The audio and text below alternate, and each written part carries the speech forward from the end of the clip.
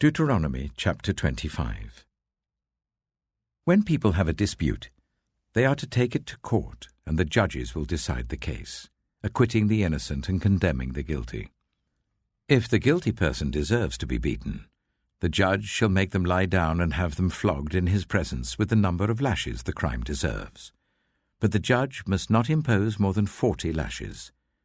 If the guilty party is flogged more than that, your fellow Israelite will be degraded in your eyes.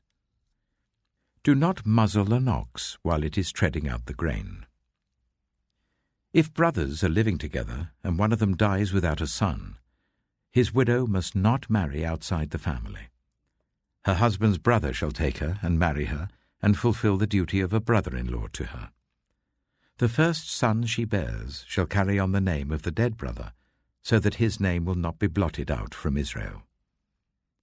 However, if a man does not want to marry his brother's wife, she shall go to the elders at the town gate and say, "My husband's brother refuses to carry on his brother's name in Israel. He will not fulfill the duty of a brother-in-law to me." Then the elders of his town shall summon him and talk to him.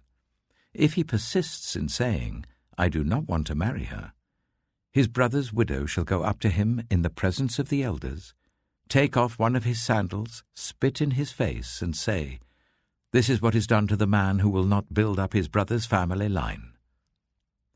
That man's line shall be known in Israel as the family of the unsandaled.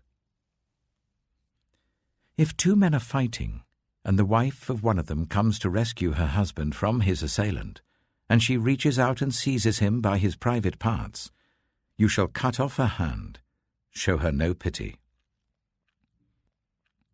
Do not have two differing weights in your bag, one heavy, one light. Do not have two differing measures in your house, one large, one small. You must have accurate and honest weights and measures, so that you may live long in the land the Lord your God is giving you.